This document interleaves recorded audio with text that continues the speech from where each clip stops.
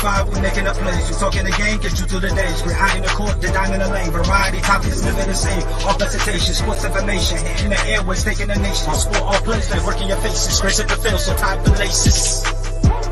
All sports, all plays.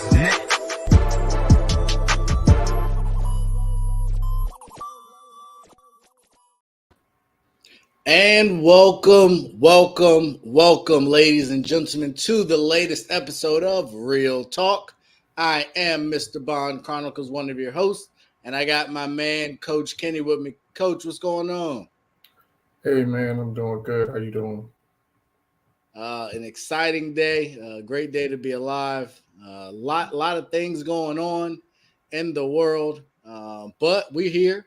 We are definitely here to give y'all the latest takes on all things basketball and NFL.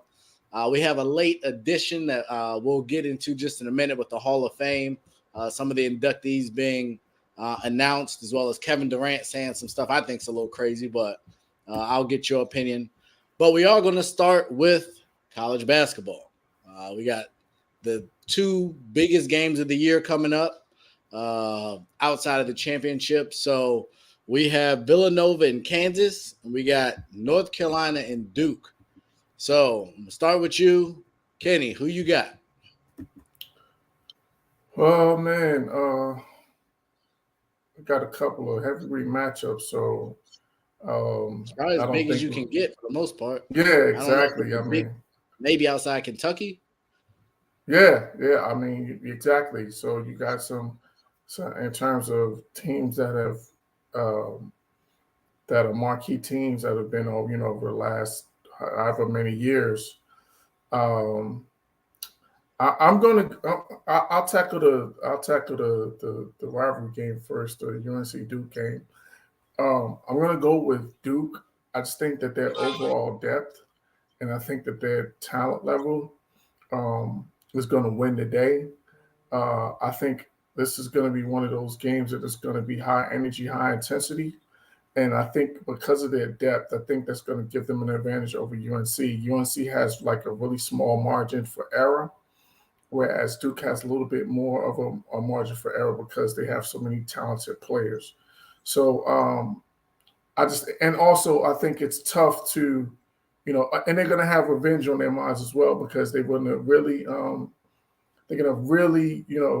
be feeling. I'm sure they're feeling a type of way about them coming to and spoiling Coach K's last home game. So I'm sure that's going to be, something that Coach K is going to drive home, and they're going to be really ready to come out and really punch UNC in the mouth. So I just think that their overall talent level and their depth level and their level of depth, I think that's going to win the day, and I think that's going to be the deciding factor that causes Duke to prevail. And then in that second game, as much as I love Villanova, I think losing Justin Moore, that's a big loss.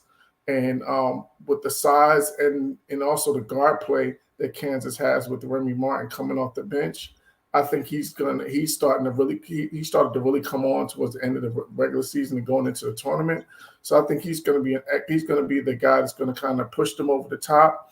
And I just think that the depth level of Kansas and Villanova losing that key part, and Colin Gillespie is banged up too. He twisted his knee as well in the game before. So I don't know how healthy he is going into this game. So I just think that they have a lot of questions. So I just think Kansas is going to win out.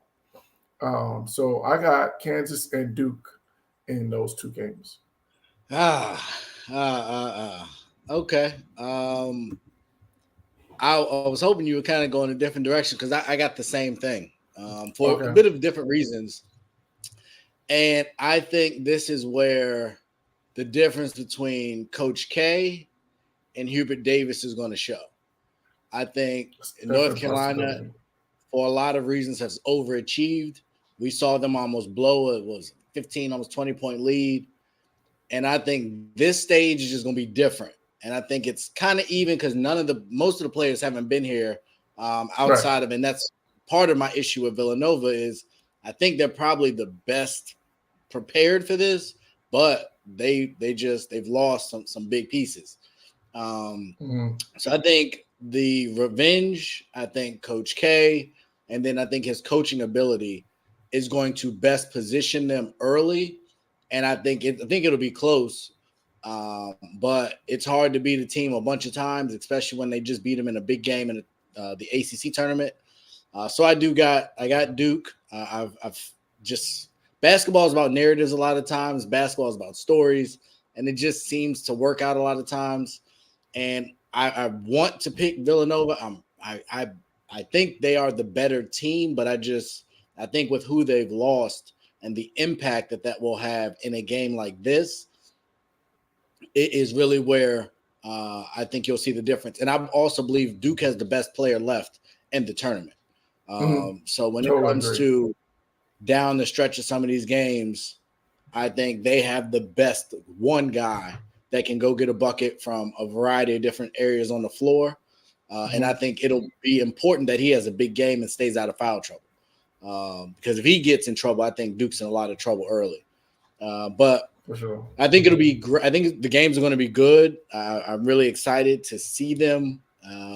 It's interesting that, like, we talked about all the upsets and all the drama of what March Madness is, and we end up with 4 of the bigger schools in the entire country when it comes to basketball. But no, it should be good. Should be a great time. I have to work, so I'm going to be trying to stream some of the beginning of the first game, but should be a good game. Should be a good game, and I think it'll be well coached. Hopefully the referees stay out of the way. They've been inconsistent through this tournament. None of those, like Austin Rivers just got thrown out. Granted, that was NBA for just an atrocious call. We've seen some texts that shouldn't have been called. Like, I just hope the referees don't end up deciding some of these games. Let the kids play and let it be what I think it can be, and I think will be great. But definitely exciting matchup, and should be some good things going on.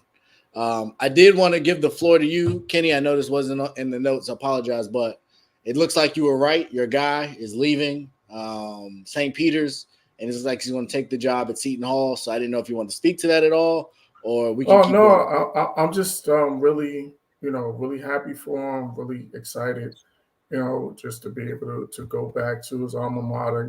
He was on the staff there before, so it should really be a seamless transition.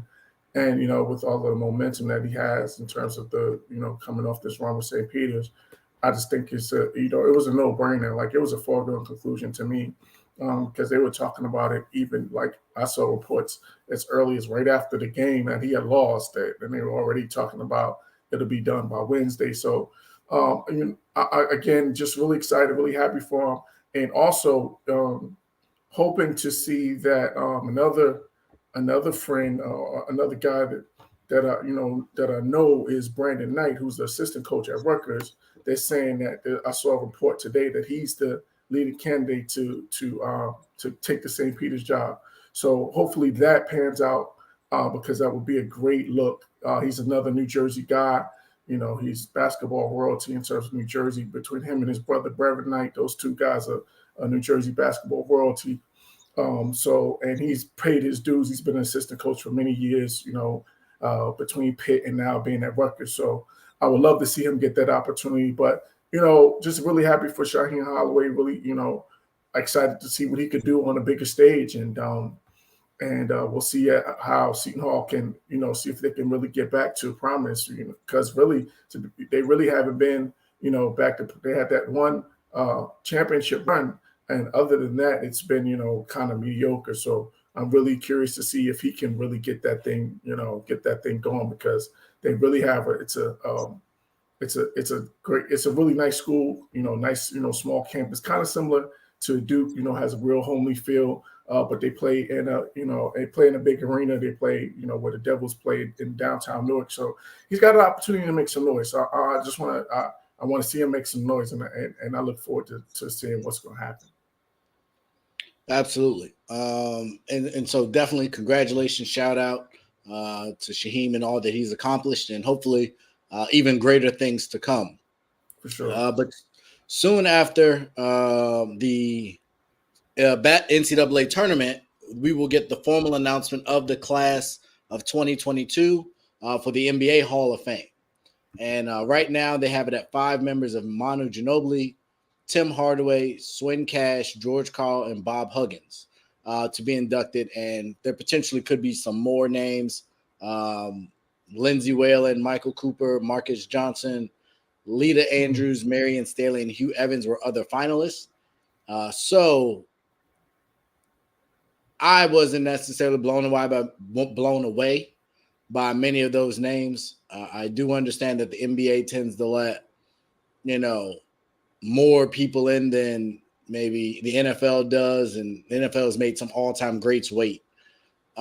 Just curious your thoughts off the top of this year's class and what we got going in. Yeah, I'm with you. I'm not really excited about it. A couple of, Tim Hardaway, I'm okay with, and I think he's had to wait a little bit. He's been a finalist for a few years, so I'm okay with Tim Hardaway. I'm okay with Manu. Swin Cash has had a storied career in terms of on the women's side, so I'm okay with those two. And even Huggins, I'm okay with Huggins as well because he's been a long time high quality college coach. So I'm okay with him. The one I have a problem with is George Karl. Like to me, that's just a longevity award. He made one finals run, and that was it. He had, I think, the only other one he had was with Denver when he went to the Western Conference Finals with Melo and Chauncey Billups and that crew. But I'm just not a fan. I'm not a fan of George Karl as a person, and not really as a coach. So I'm just not really feeling that one. But the other ones are okay. I do have a hard time arguing against any of them. To me personally, Tim Hardaway was probably the toughest one for me to swallow, just because he was good. He might have been really good, but never did I think he was like Ginobili. I would argue for a period was the greatest 6-man off the bench, phenomenal role, close games, has a bunch of rings. Like, I'm good with him, even though he doesn't necessarily have the all-stars or any MVPs or stuff like that, because in his role, he wasn't going to get that. But Tim Hardaway had the opportunity to win more, and I don't really feel like he ever did too much in his 13 years, 5 all-star teams, 5 all-NBAs, which is solid. 5 seasons averaging 20, 8 seasons where he had at least 8 assists. He does have a gold medal. But in 2000, wasn't nobody messing with USA anyway. Karl, I agree with you. I don't like Karl as a person. From everything I've heard reported between him and Melo, and then him and DeMarcus Cousins, more importantly for me, I don't think he's an ideal individual. But in John, just for clarity, this was Manu's first year up. He's the only first ballot for this year. So this was his first option to get in. But I mean, all of them are kind of like, yeah. I would be curious to know what the ratings are and who goes last in this group. But it's a pretty blah year for me, to be honest. Congratulations to everyone that got in. Huggins is still coaching, so that's interesting how they're doing that. But I think it's also because the class is just weak. So he's a big name, a pretty big personality. Yeah, and to be fair, they've done that before with other college coaches, Calipari, Jay Wright, all those guys are Hall of Famers. So it's something they've done before. Yeah, and like I said, I definitely get that. But when looking at where Karl ranks, to your point, from a longevity standpoint, he's up there on a lot of lists. It's hard to argue the wins, over 1,000 wins. I think he had like over 20 winning seasons. So, yeah, but I don't think anybody's saying, oh, yeah, remember those great coaches? Yeah, George Karl was one of those. I don't think he's that either. Yeah. And the other thing, too, is like I would be curious to see how many former players of George Karl's former players, how many of them will actually attend the ceremony? Like, to me, that says a lot, because you've seen in the past when when coaches come in, you see all of the players kind of gather and come. It's almost like a reunion. And I am super curious to see how many players actually come and are there for his ceremony. I think that'll be something to see. I don't expect many. I don't even know who he would reach back to. Maybe Gary Payton. I don't I know think that's what. about it. And Jared Payton and Sean Kemp. To me, those would probably be the only two that I would see coming. I don't know of anyone else that you could definitely look for to be there. Yeah. So he'll probably have a family member or maybe another coach speak, but I would be surprised if a player speaks. But you never know. You never know. Hmm. Um, but with that being said, speaking of greatness and great players and people that haven't always said maybe the right things but have been outspoken, Kevin Durant, and I'm not sure if you saw the quote, and I was trying to find the actual quote, but I wasn't able to find it. Let me see if I can check somewhere else really quickly. But ultimately, his statement was he believes that at the end of his career, and this is via the Ringer, he says OKC has to retire my jersey. It wouldn't even be good for the game of basketball if they didn't. The same with Golden State. So, my question for you, Kenny, should Golden State and Oklahoma City retire Kevin Durant's jersey? Should one or should neither? OKC, yes. I think he did enough. I think he did enough there for them to retire his jersey. Between the scoring titles, the MVPs, he led them to an NBA Finals. So there, I could see for sure that one. Golden State is a little iffy because he was only there for what, 3 years, 4 years? I think it's maybe 3. four years. Um, wow, you did win two championships and you were Finals MVP. Like I I don't know if that's enough to retire your jersey because with that team uh you got guys like Will Chamberlain, you got guys like eventually Stephen Curry, you got guys like Nick Thurman. These are all like Hall of Fame players spent the majority of their careers as Warriors. So I think it's tough. For sure, I would say OKC. OKC, that to me, that's a no-brainer. You retire his jersey. You retire him and Russ's jersey the year after they retire. I think there's no question about that. But Golden State, I think I'd be surprised if they did that. I don't think they will. So I would say OKC for sure. Golden State is iffy for me. No, I agree. And I'm going to go a step further than iffy. I don't think there's any way in the world that Golden State retires his jersey. With the way that it ended. And then I feel like for me, jersey retirements are a lot of them are longevity based. So we talked about the Hall of Fame and those being, somewhat longevity based. But I think when you have to have more than 3 years with a team, unless you would have had 3 scoring titles, 3 All NBAs, 3 MVPs, 3 Finals MVPs, 3 championships, like unless you just have some absurd level of accomplishments to a team that didn't have accomplishments. A lot of people forget that team did win 73 games without him. They won a championship without him. They were up 3-1 without him. So yes, he came in, they got it done, and then he unfortunately ended up getting hurt. But I'm sure if you look at the all-time rankings for the Golden State Warriors, Kevin Durant, is he top 10 in really anything that matters? So I would have to go back and do more research. But even someone like Chris Mullin or Tim Hardaway, for that matter, like there were other people, and you still got, Clay, Draymond, that'll also come up for all that matter. Iguodala won a Finals MVP there, like, and he's back there. So there's a bunch of people that maybe have had shorter tenures and had success with this recent team. I don't think there's any way in the world with the way everything ended. Even the last finals parade they had where it was a little uneasy. So I don't think the ownership group there is super excited about retiring the jersey. Do I think Durant retires with the Nets? No. Yeah, he's Um, definitely. Yeah, I think that contract that he just signed, that's going to be it, because he just signed an extension. Yeah, once he's done with whatever that extension that he signed with Brooklyn, I think he'll be done. I will say the biggest piece is Kyrie better resign. Kyrie said he's going to resign, but if Kyrie, for whatever reason, doesn't resign, I think that completely changes everything.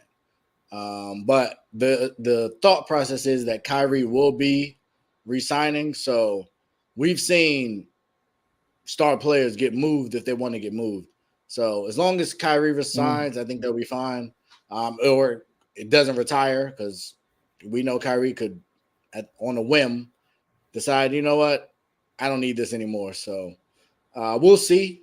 But no, I definitely think he's on track to definitely retire. And yet the extension that I don't know. I just pulled it up. It looks like he has this year and next year on his Nets deal. He had the 4-year, $164 million. But he's a free agent in 2023. So he only has one more. I thought he signed a deal that was at the end of this one that was going another 3 or 4 years, or maybe I'm mistaken. I don't see anything in here, but this may not be updated. But yeah, it looks like him, and I think that is the case, because that was the talk of. I think that him was like and right around Harden, the Olympics, yeah. But I thought him and Harden was supposed to be free after next year, and that was part of the issue. So I don't think he resigned, but if you find something or see it, let me know. But I think as long he as signed Kyrie, it's a 4-year, $198 million extension. Oh, did he? Okay. So that's another 4 years. So that's another. I guess there's another year on the current deal that you're saying, 20, and then I guess the extension kicks other one kicks in. Okay, gotcha. All right. So yeah, that's a lot of money at his age and his injury history. But I think if it's up to him, and like I said, I expect Kyrie to re-sign for the same tenure to be free at the same time. I think they love New York. They want to be in New York, and they'll keep staying in Brooklyn. And so, yes, John, I think he's going to retire in that, especially now that I know he definitely re-upped for that deal. But now we got to go to the other side. And where KD has been locked up for the next 5 years, LeBron James, not so much. Russell Westbrook, not so much. Anthony Davis, not so much. Basically, anyone else. AD signed, didn't he? Yeah, but he might not leave via free agency. Yeah. They might not be super impressed with their investment, especially if they think LeBron's leaving, given what we've seen. So, given what we've seen with LeBron so far, he had a finals. They missed the playoffs. They went out in the first round, and now they're looking to potentially miss the playoffs again, I believe, in the 4 years he's been there. So, as a fan of basketball, how do you grade LeBron's tenure in LA? And is this his worst tenure with any team?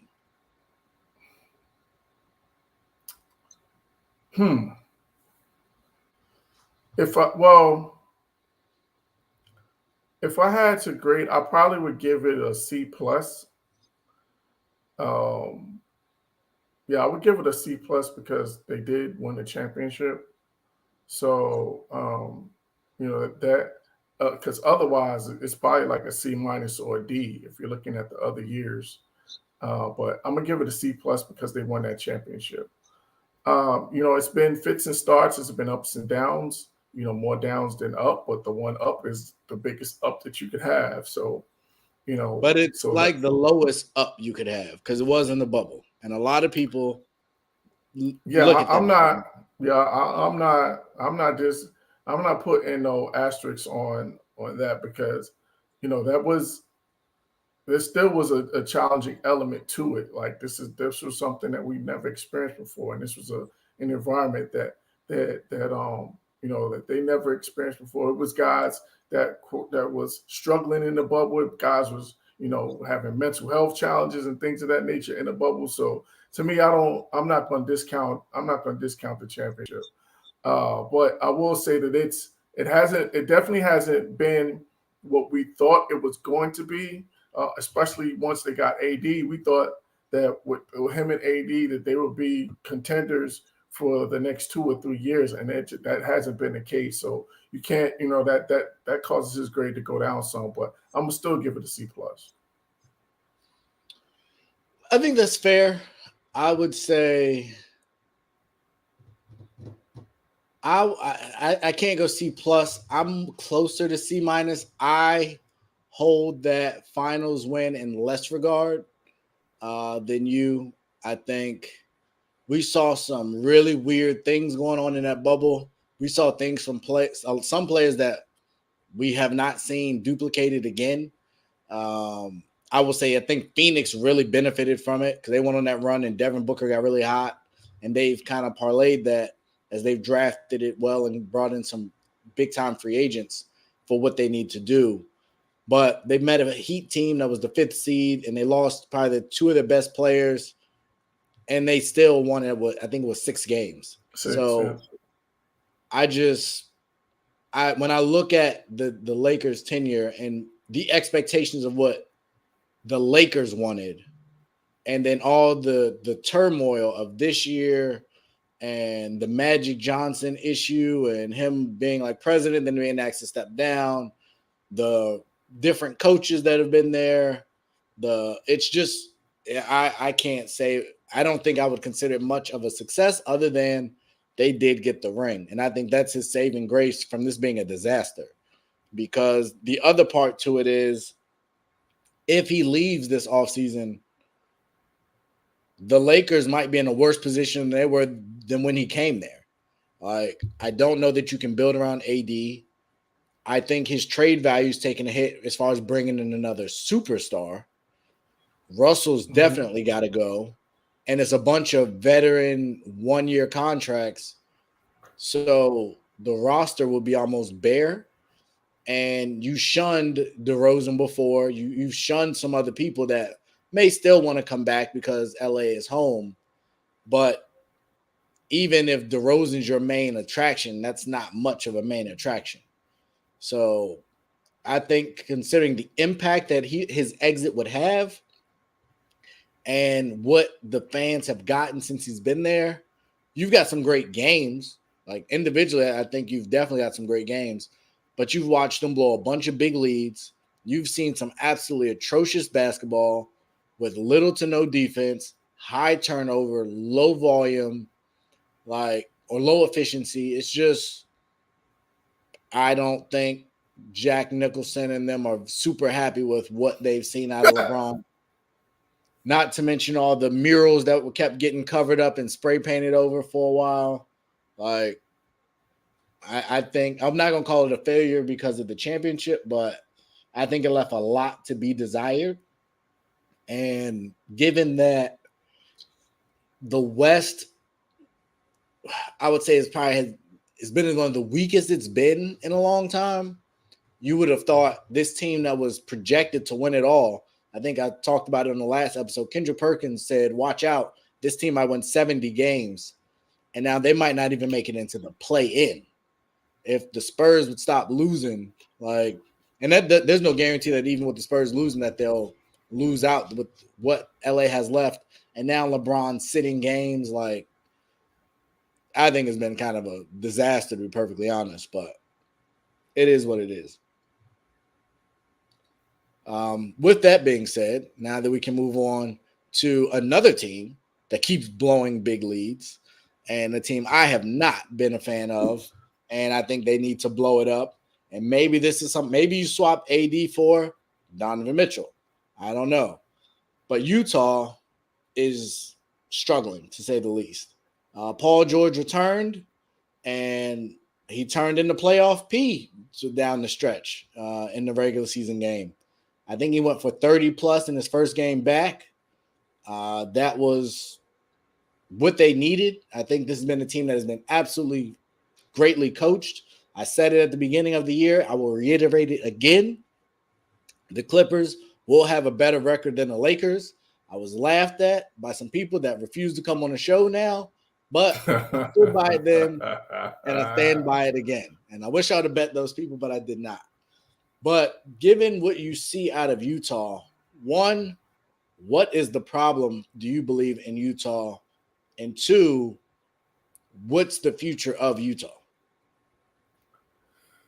Well, first, the problem is, and I think we've talked about this before, is that once the game slows down, or once it gets to a place where they're struggling offensively, who do you go to besides Donovan Mitchell to get yourself to get a basket? You can't dump it. You can't, unless it's a dunk. Then Rudy Gobert gives you nothing. You get something from Jordan Clarkson. He gets you, spark off the bench. He can score. He can, make plays. Conley's solid. Bogdanovic is solid, but they don't have any, like, they don't have another.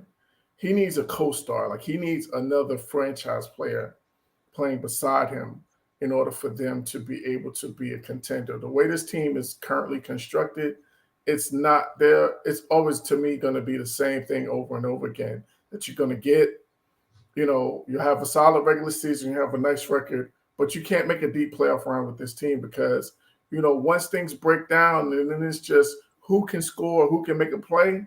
They only got one guy that could do that, and the one guy that they have is kind of undersized. He's only 6'3", 6'4".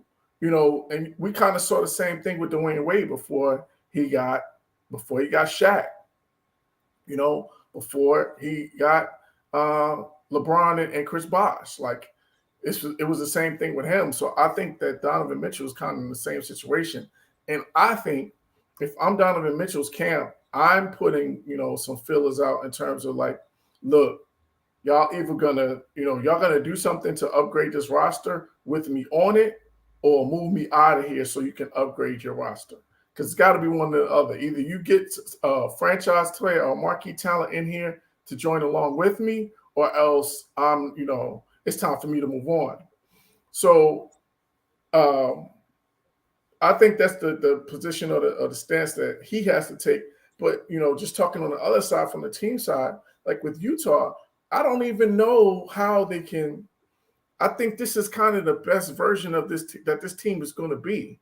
I think it's always going to be something similar to this, this similar type of squad because of the market. Like, it's hard. They're kind of in a situation, kind of them in Portland, to me, that there's kind of similar situations as to, in terms of, unless you draft a guy and you're able to make a trade, kind of like how Milwaukee did. They drafted Giannis and they, were able to make a trade for Drew Holiday. Unless you do something like that, then Suggs, don't remind me, man. Don't remind me. The Knicks blow more leads than you got that right. But anyway, unless they're kind of in the same boat, so I don't really know, like, what the solution is for Utah as to how they're able to get out of this kind of rut or this type of life in terms of the construction of their roster. Yeah, I've said something. I'm actually, just a quick update on the Bucks and Nets game before I respond to you. Brooklyn is up 9 with about a little over 3.5 left. Chris Middleton just got fouled. I'm sorry, Drew Holiday just got fouled. Chris Middleton has been ejected for a flagrant foul. So obviously a big matchup here. And I'm going to segue off of that for a minute. I was pretty hard on Brooklyn. I thought, since Katie's been back, since Kyrie's been playing, they haven't been playing well. They're 8-3 in their last 11. So they haven't been able to climb as much because the East is the East. But they are actually playing pretty well. In relation to Utah, if you are Jazz, would you trade Gobert to, say, Hornets for Hayward? I don't know how other teams view Gobert. I don't know if they view him as a defensive stalwart, a defensive player of the year. I think he was an all-star this year. So if you view him like that, I do not want. I'm thinking you're talking about Gordon Hayward. I think is who you're referring to there. Mm-hmm. I wouldn't touch Gordon Hayward. He's Chandler Parsons 2.0 as far as I'm concerned. So I would not go near Hayward. I like Oubre. I like PJ. But again, if you're talking to all-star, then I think you got to demand more. I would want either Bridges. Bridges or Melo. Yeah, well, you're not getting Melo. Not for Gobert. I'm just saying, like, if I'm going to, if I'm Utah and I'm saying, I got to, or however many times, I think he's like a 2-time defensive player of the year, a multiple all-star. Like, I got to definitely get something back of that similar quality in order to move him. So if I'm them, I'm asking for one of those guys. So I would like PJ. I would like Bridges. Oubre, they got a couple Oubres in Bogdan and some others that kind of fit that style. So I don't know if the Hornets would be the best team, but I definitely think there's a market for Gobert, a defensive guy like that can protect the rim, can make dunks, shoots decent at the line, not great. I think there's a market. I think you just got to kind of figure out what that market is. Chicago has a number of bigs that they might want to get off of. So I think there's some options. I think if you are, and I just checked, Donovan also re-upped. So he's under contract to 25-26. So he doesn't have much leverage at all. So I think we've seen that. We've seen but is he that? He's not James Harden. He's not KD. He's not LeBron. So I think he's Bradley Beal-ish. And I think, but no, I think Washington would honor it if Bradley tried to get out of there. I don't know. I don't know if he can really force a trade if I'm thinking about who he is and what he represents.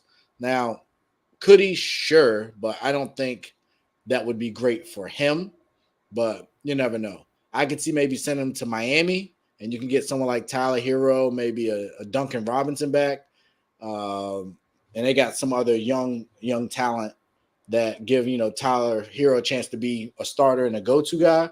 I think could work, but I don't know. I think the team's broken, but it seems like we put a lot of issues on Gobert and his lack of offense. I've put a lot of pressure on Donovan Mitchell, and I think his inability to make the other people around him better. I never feel like he averages a ton of assists. I don't think he puts people in position necessarily to be successful. But one person that doesn't really get much heat is Quinn Snyder. And so my question for you is he a great coach and they're just underperforming, or is he not doing enough to maximize the talent on the team? I don't know. I think he's maximizing.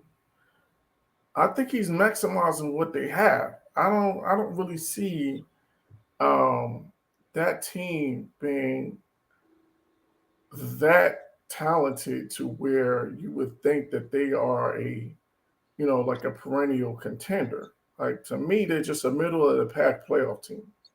And I think he's coaching them to, that's who they are, and that's what he's coaching. He's working with what he has. And to be fair, like, they have been, a higher seed in the West in the last couple of years. This year is the first year that they haven't been up in that top 3 or 4. So, I don't think it's a Quinn Snyder issue. I just think it's a talent issue. Fair enough. And Damian, definitely appreciate you joining us. But I know you're not saying that they should trade Anthony Davis and Russell Westbrook for Rudy Gobert. Like, there has to be a difference. The Jazz would be drug tested. The commissioner would come in and avoid that trade. Like, there's no way that they would do that. I don't think financially they have enough draft picks to even make that work. But there's a different AD or different Rudy that we don't know about. Maybe it's Rudy from the Notre Dame football team or the Cosby Show. They got Rudy Gay. They got every Rudy in the world. that you must be talking about there. Yeah, But no, that's absolutely a not. stretch. You don't do that for any of those. Okay, he said either or. I mean, okay. I guess you would have to do AD because AD and Rudy don't play well together at all. If I'm Utah, I'm trading for eight. I would roll a dice on AD rather than Westbrook because AD is younger. Yeah, and Rudy, you got to move, but bringing Russ in with Donovan doesn't work either. So that would just be absolutely To me, I would rather. Yeah, I would pair him and I would pair AD and Donovan together before I would pair Russ and Donovan together. For sure. John has for Coach of the Year. So we were going to get to this probably next week, but we can get to it now. He said Suns have been balling, but they are the same team as last year. I disagree on that, and I'll explain why. And then would you consider Celtics coach over Grizzlies coach since he has turned them around from the first half of the season? The Celtics are the team I think that's been the most same as anybody. They brought back Al Horford, who they had already had. But the Suns lost Chris Paul for a long stretch. And they, in essence, the gap between them and second place got wider without a potential MVP pick. And yes, Devin Booker had some games, but Devin Booker also missed some games when Chris Paul was out also.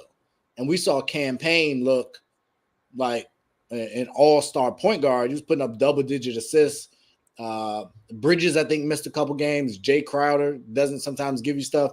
They got Bismack Biyombo looking like the second coming of Dikembe Mutombo sometimes. Like, I think given their record, and they just set a franchise record as well, I think it's a no-brainer that Monty Williams should be Coach of the Year. The Grizzlies coach, you could say the same thing. They've won a bunch of games without Morant. I still don't know how they do it. I just don't see the names on that roster that says they should be winning the amount of games against the opponents that they're beating with that roster. So I think it's going to be unfortunate.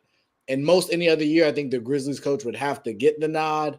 But if they give it to anybody other than Monty Williams, it's a robbery to me. Kenny, what you got? I think you can make a case.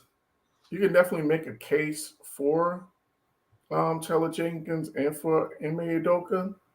But I think you have to – they still will be 2 and 3 to Monty Williams. Because like you said, the fact that they maintained and put distance, between the teams in the West while Chris Paul was out, that says everything to the culture. That says everything to, the next man up, all of those cliches, all of those terms that speak to having a great coach. So all of that, it speaks to Monty Williams. So while those other guys you can make a case for sure, because especially with Taylor Jenkins, they've been winning with, like you said, with Ja being out.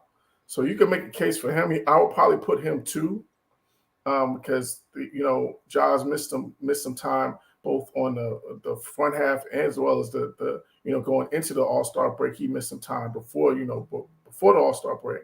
So I think that he would be 2, and then you put Ime Udoka would be 3. But it's definitely, to me, I'm with you. It's Monty Williams award to lose, and those other 2 guys you can make a case for, but I don't think that they trump Monty Williams.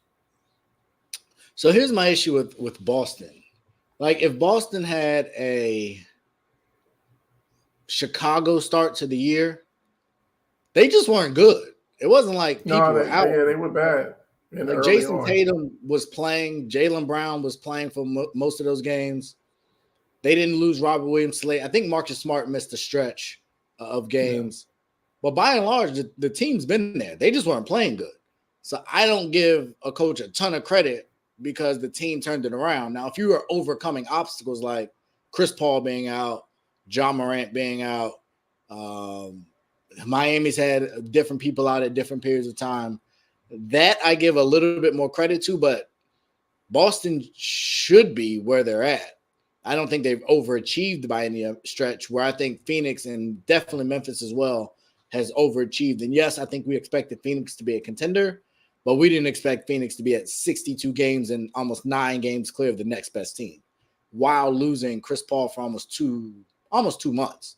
So that's why for me, I think it's pretty cut and dry, but you never know how these things go. I can tell you that Frank Vogel will not be getting any votes for Coach of the Year.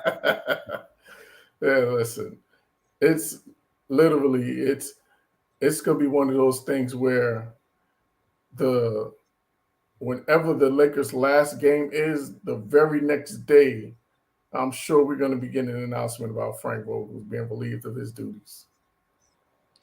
And so before we move on to the next topic, I do want to ask, how much has this year tarnished Vogel's luster as a head coach in the NBA? You think he walks into another job, or he's going to have to sit for a while? No. I think he's going to have to sit or be an assistant somewhere, because this is going to be two situations where he kind of flamed out in, because Orlando, he flamed out there.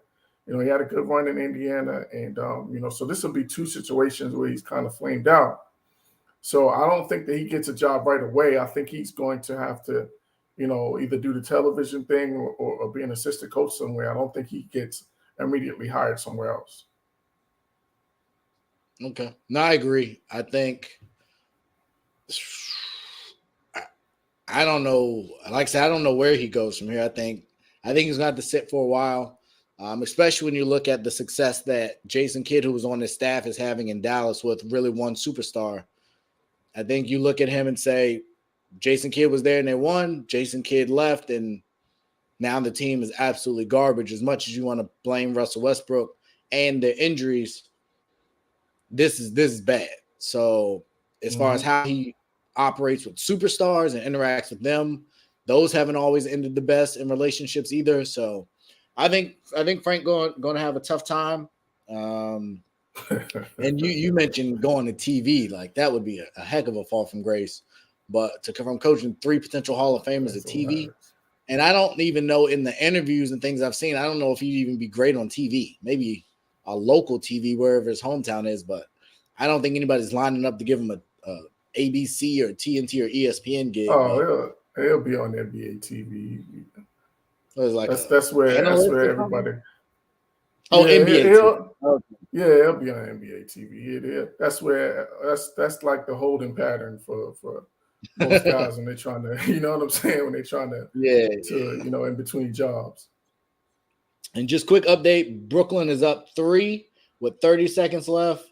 Giannis just fouled Durant, so I don't know if they had a foul to give or not. Giannis seems pretty upset. Yeah, Giannis missed a 3. Yeah, well, he missed a 3 to with a chance to tie the game. So I think this is where he fouled, and then he wound up fouling Durant. I think I'm a little behind you. Yeah, he just fouled Durant. So I just saw it. So yeah, he missed a 3 to tie it. They got the ball with a down 3 with a chance to tie, and he missed a 3. And so now he just fouled Kevin Durant. So I guess he's up. That's why he's upset. Yeah, but it looks like Brooklyn's gonna hold on and pull this one out.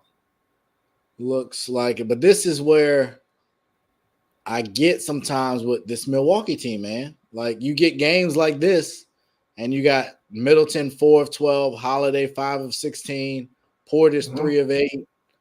Like you get these games, and you're just like, if Middleton should be averaging 23, 27 points a game playing next to Giannis. He's a really good shooter. They don't have another really ball dominant player. Why Drew Holiday has 16 shots, I'm not entirely sure. 2 of 7 from 3, him and Middleton. Giannis 0 of 3. So they get these games, and it's still competitive, but it's just like, man, they're good for one of these every so often, and that's why it's so hard to pick them, because you never know when you're going to get one of these duds. But competitive game, like Giannis got 39 and 14, so that's great. But you look at Bruce Brown got 21, Kevin Durant got 20, Irving got 25, Seth has 16.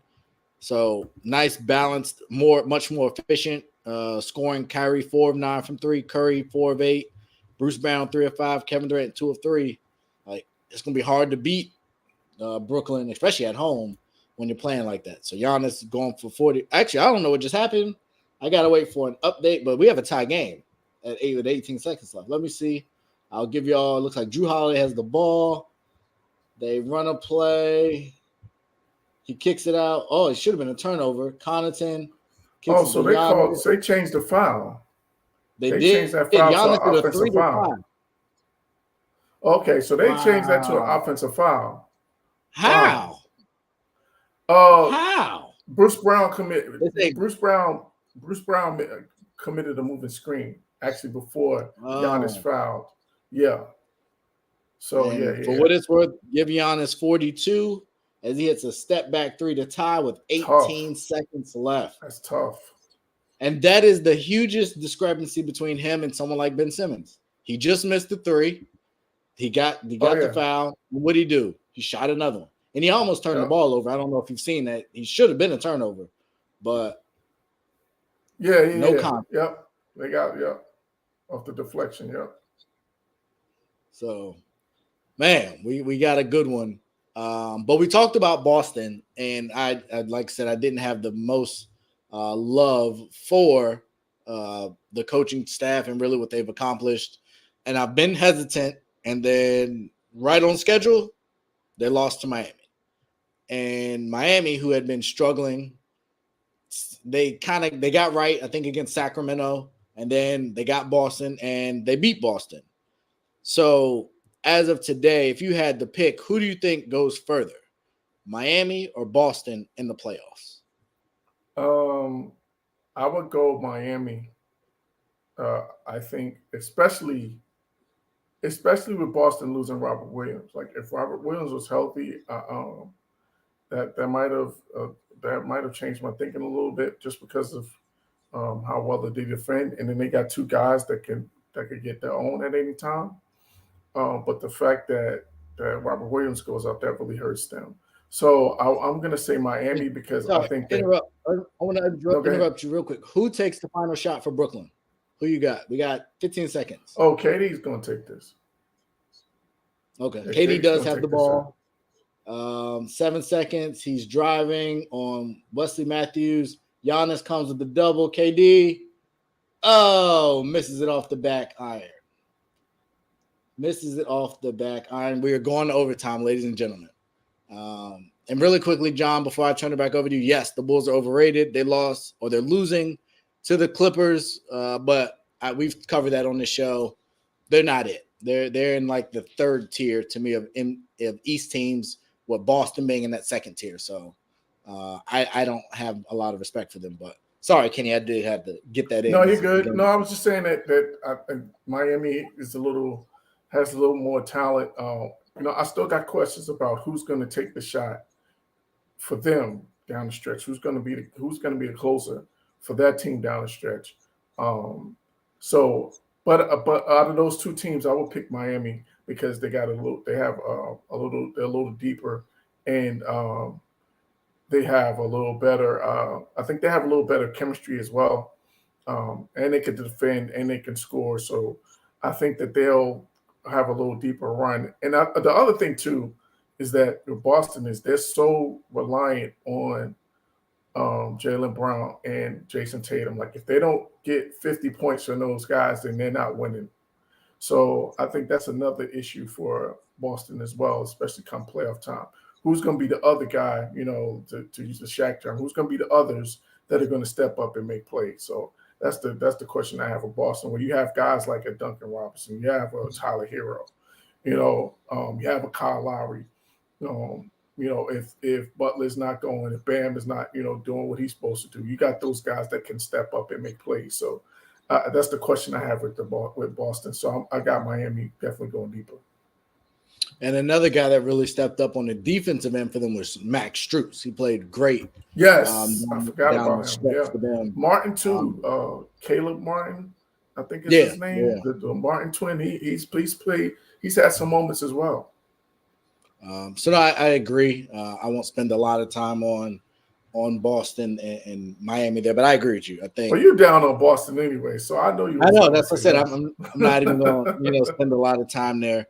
But I did actually go and check the scoreboard, and I do want to get your take as the 76ers lost to the Pistons tonight by 8. Wow. Everybody Without played? Jeremy Grant, who's out for the year.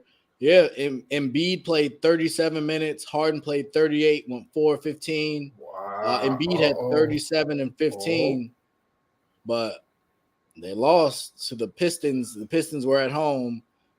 Bay went for 20. Cunningham went for 27, went 12 of 20. But other than that, the Pistons didn't have many. They had Olynyk and Hayes. What about Bagley? Bagley gave him 8. Okay. 8 and 8. Okay. So the East, man, I don't know what to think. I feel like this is an awful loss. When you're talking seeding in the East, which is so wide open, Philly is now in the 4th spot with that loss. So that gets you a matchup with Chicago, which maybe isn't so bad for them. But and this could be we might be seeing some maneuvering, some posturing to teams trying to manipulate their playoff spot. So you never know. But I will say this, though, is that you got to start asking questions about James Harden. That we're getting we're getting down to the nitty gritty. We're getting to, it's playoff time. And if he starts struggling, those questions are going to start being asked. And that's the last place you wanted to be struggling like that in Philly, especially after what we've seen with Ben Simmons. So this is going to be really, really interesting. No, without a doubt. I saw, and it wasn't attributed to any specific person. It was I think an anonymous sources or reports around the league are James Harden isn't elite anymore. He's middling at best because what he does best, he's lost. The ability to draw contact and get the fouls and consistently give you the high point nights, he just doesn't have it. So that'll see if that plays itself out. But this is a bad loss. I don't care how you look at it. No way. You don't lose to Detroit, especially without even Jeremy Grant, who's done for the year for them. And they're playing for lottery balls. They got nothing to play for. So you gotta. Those are games that you have to win, and you should be winning them easily to give your guys right. So that your guys don't have to play extra minutes. Yeah, because they both were almost at 40 minutes tonight. Yeah. So yeah, I don't know. It's on my thing. Need to come on and bring the game back on. They're showing all these daggone commercials. But the Bucks are up 4 in overtime. And Kenny, I do have to break it to you. The Knicks and Wizards have officially been eliminated from the playoffs tonight. So the misery has come to an end for us. But better luck next year. It came to an end for me at the All-Star break. I was done. And you guys got some decisions to make too, because there's rumors that Julius Randle is trying to big boy his way out of New York as well. So we'll see what comes of that. But apparently he wants to James Harden his way out of New York is what we are starting to hear reported. So I think he has some value. He's still pretty young. I think there's a lot of teams. He's Sabonis-like, Domantas Sabonis-like to me. So I think he can be a piece. He should be a number 3 on a team, not a 1 or a 2. But yeah, that's what I say. Like he to me, he's not skilled enough to feel like you have to hold on to him. Like he's too limited. Like you can't, as many 20 and 10 games that you can get, but you can't use your right hand, and you've been in the league how many years? Like you're too limited, and that's who you are. Because clearly you don't. Because I look at RJ Barrett. Like there was issues about him not being able to go right, not being able to use his right hand, and you saw that he worked at it. You see him using his right hand now a lot more. Julius Randle, that's been a knock on him for years, and he still hasn't addressed that area of his game. And if you haven't addressed it by now, it's like the same thing with whether it's a Rudy Gobert, whether it's a DeAndre Jordan. Like once once people say that that's who you are and that you don't do anything to change that, or you don't add something to your toolbox to add to your game, then that's who you are. So like with him, you haven't done enough in this league for me to say if I'm the Knicks that I gotta hold on to you. No, the phone lines are open. Make me an offer. No, I'm with you. That is the truth there. And so we'll see. I like Julius, but he has not developed, and especially when you look at how Brandon Ingram has developed as well, who came around a similar time, and that other crop of players of his stature, like a lot of them have elevated, and he just has not elevated his game enough, in my opinion. But we will keep it moving. Specifically, speaking of trades, so recently there's been more motion, obviously, with LA and what to do with Anthony Davis this summer. And one of the bigger targets that they've talked about is Karl-Anthony Towns, who has seemingly reemerged as a dominant big with his three-point contest championship, with the run that the Timberwolves have been on, given the makeup of how long he's been in Minnesota and the lack of success they've had. Is that a viable trade for the Lakers? And should Minnesota try to move Karl, seeing as how they're probably not going anywhere anytime soon?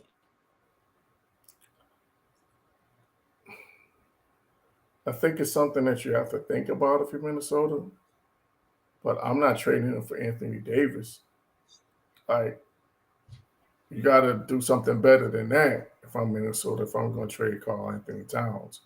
For as much as a knock as it's been on Karl-Anthony Towns in terms of his winning, we haven't ever really had a problem with him in terms of injuries. We know he's going to be there night in and night out, and we know that he's going to be productive night in and night out. He just hasn't resulted in consistent winning. But you could also say that team is, he hasn't had the supporting cast to be able to be a consistent winner. The 1 year that he did have some talent with Wiggins and Butler with them, they did go to the playoffs. So I don't, it's one of those things where is it that he's not a winner, or is it that he's just in a bad situation? So, but I say all that to say I would definitely consider, if for the right deal, I would move Karl-Anthony Towns. But it's to me, AD is not the right deal. Like, it has to be something else or something better than that. Man, what a change for Anthony Davis. I would say 2 years ago, you would have been a no-brainer. Said the exact opposite. Yeah. Like, are you kidding me? You want to make that deal? I think Minnesota makes that in a heartbeat, but how quickly things change. So, no, I definitely agree with you. But speaking of trades, and kind of a uncanny way, and I definitely want to get your opinion on this, and I'll kind of share mine as well. Out of the blue, the Tampa Bay Buccaneers have pushed Bruce Arians into a front office role. He was just at the team meetings. Mm-hmm. He took his picture as the head coach, and shortly thereafter, he was not the head coach. And so we saw early in the year, last year, he was very Bruce Arians-like. He was very demonstrative about not bringing in AB, and they brought in AB. He had a lot of things to say about Tom Brady, and they started changing the offense to fit Tom Brady. And I think we've seen at a lot of different levels, he may not have had as much control over things being done as he would have liked, but they just kept moving on without him. And in essence, they have now moved on without him. And so I did not see this coming. I had heard rumors, and obviously I watched Undisputed, so Skip had talked about potential issues between Brady and Arians, but obviously I didn't think it was anything like this. So my question for you is, what do you think happened, and what does this mean for the future at Tom Brady at 45 in Tampa? And they just gave and it wasn't Raheem Morris. I forget who replaced him. They gave him a 5-year deal. So it's not like it was I just forgot his name just slipped my mind too. Dang. I did the same thing. Jets coach. Well, I get it. Give me a second. Hold on, let me see. Todd Bowles. Todd Bowles, there you go.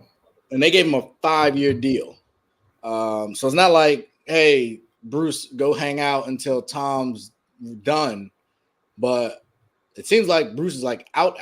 So just kind of curious your thoughts. Yeah, they said they kicked him up to the front office. But my thoughts are that this is super curious, man. I think it's one or two things.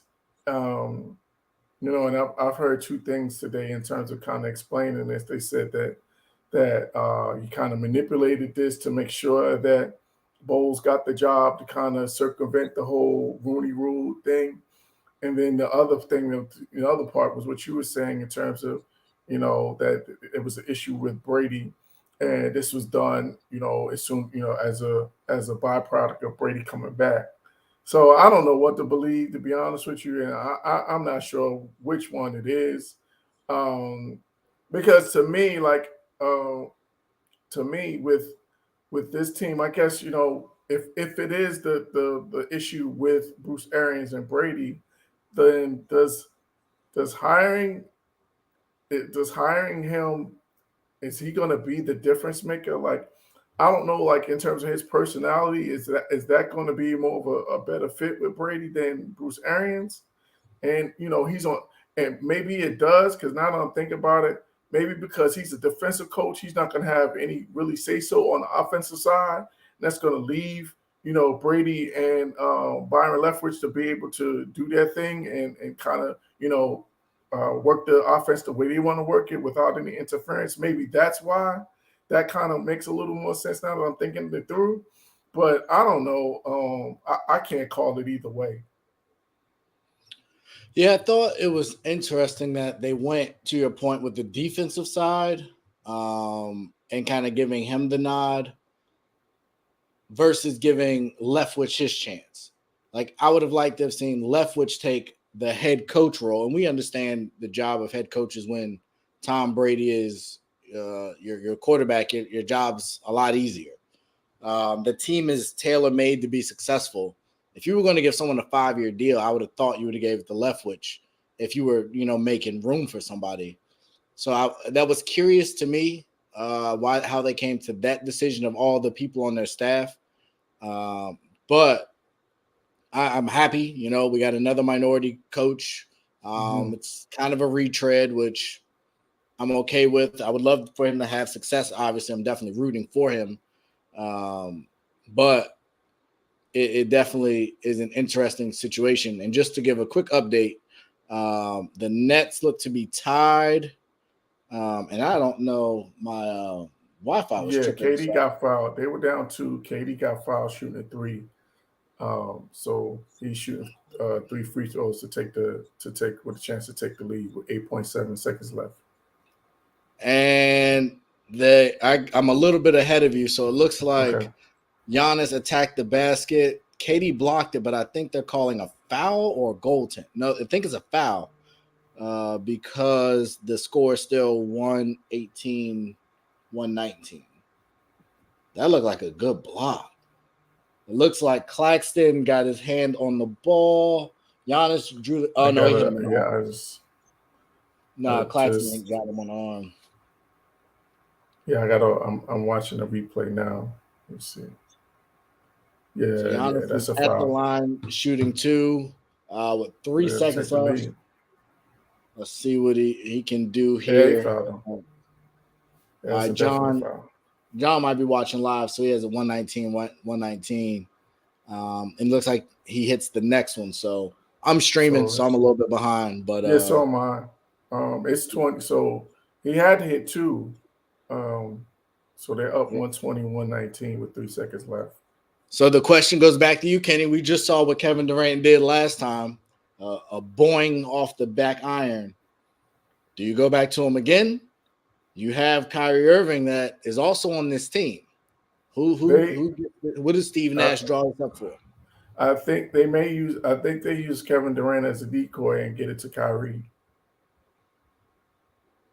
We will definitely see. So I'll keep you guys because they're going to double. They're going to double KD on the catch. So I think he may use him as a decoy. And it's 3 seconds. So they're going to double KD on the catch. So I think they're going to use him as a decoy and get it to Kyrie. So I'll be curious to know. It looks like Dragic is on the floor, so I'm guessing he will be the inbounder as a passer. And you got to go quick. And looks like I'm guessing you got time. 3 seconds. You got time for 2 dribbles. So I think it comes to matchup because to start at the end of regulation, they didn't have Giannis on KD. He came late on the double, but that was because there was a lot more time. I would guess he's going to start on Giannis and Holiday's going to start on Irving. And I will be curious to know if they switch or if they fight through the screen to see how they draw this up. So Steve Nash, Kyrie, and KD said we don't need a coach to start the year. I think these are instances where you see that coaches do provide value. That was. And it looks like I don't think that was. They were definitely. I think there's some in hindsight they would rethink. KD got a good look, and it rims in and out. They had Kyrie in the backcourt. He wasn't even a threat. To space it. Yeah, but they had him space the floor. Maybe he's going to take a run. Yeah, I'm watching it now with you. Yeah, that was his back screen for. So that was a back screen for. He was setting the back screen for Kyrie to come on the move. So he was going to get it going downhill. So yeah, but he was away from the ball.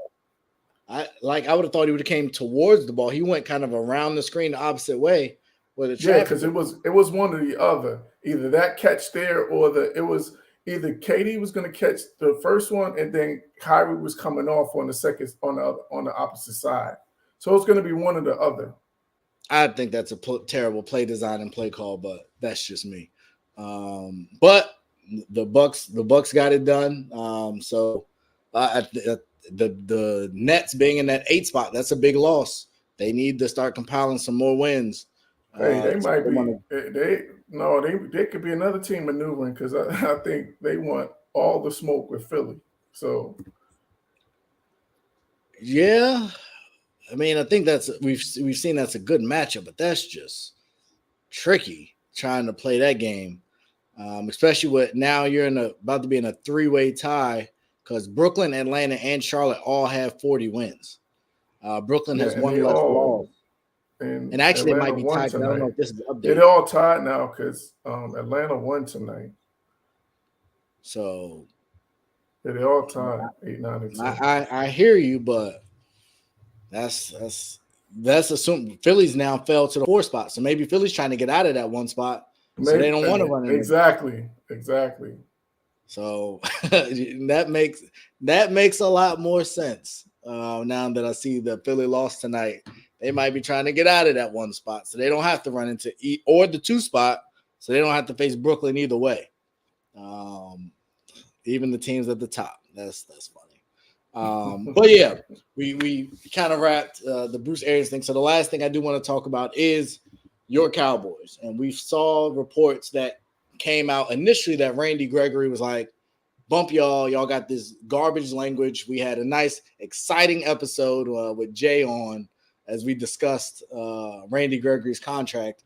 But it turns out Jerry Jones was the one that kind of facilitated his exit with his inability and lack of desire to change the language. And, he added the language in later and he seemed confident in that. And they've hired Dante Fowler and some others that are not as good as Randy Gregory, in my opinion. But kind of with this new admission by Jerry Jones, do you think this is a good sign for Dallas? Like, is it a bad sign? Like, why not just add the language and keep a potential preeminent talent in-house?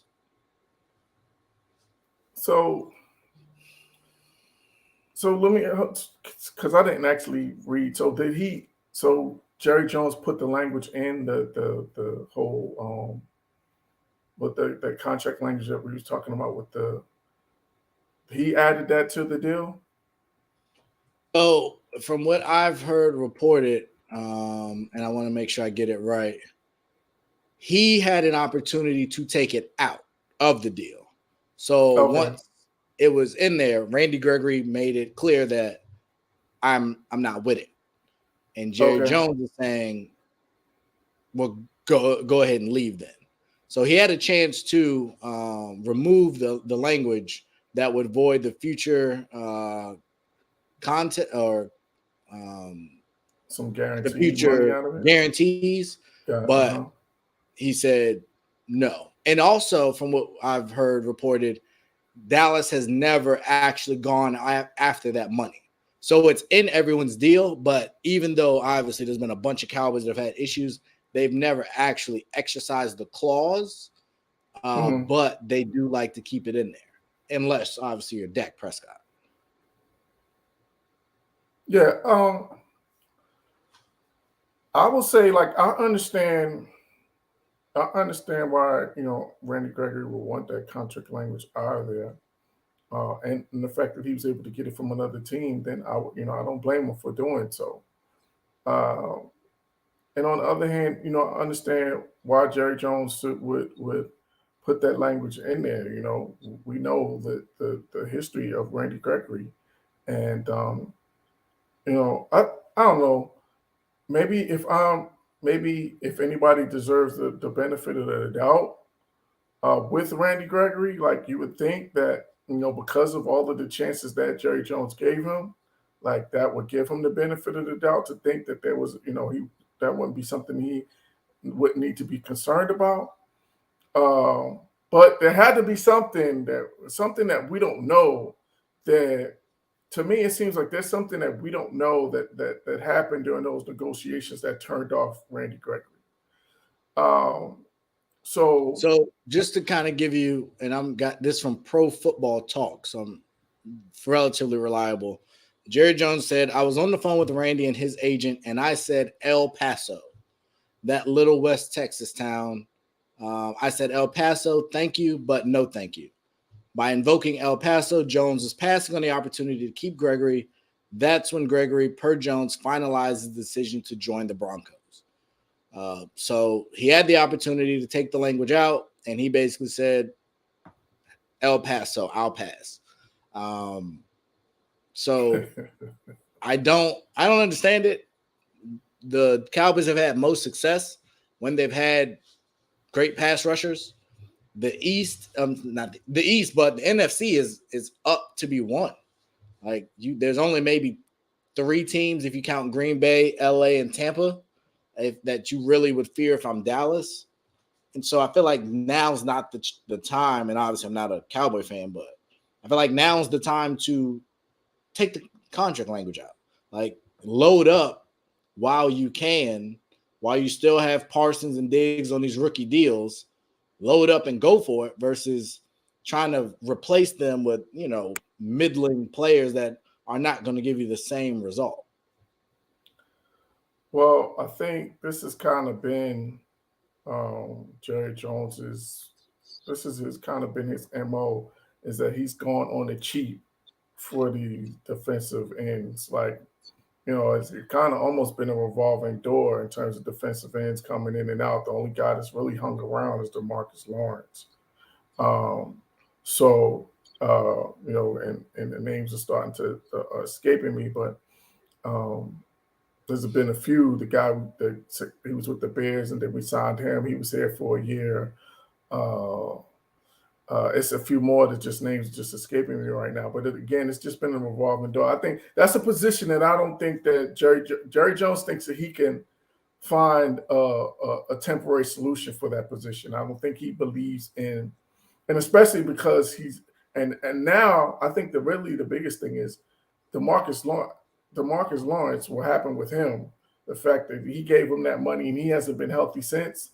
that's really made Jerry Jones leery about paying defensive end. So I think that played a role in it too. Why he put that language in there, because he wanted to have something that just in case that he could be able to recoup his money in case something went wrong, because he's got all of that money tied up in DeMarcus Lawrence and it hasn't panned out since he signed him. So I think that has something to do with it as well. No, I agree, but I just feel like we're seeing a bunch of teams in the AFC West and the AFC, and even with the Rams last year was win now. And you got your two most polarizing, talented players on rookie deals. I don't think now's the time to go cheap. You got Van Der Esch for cheap.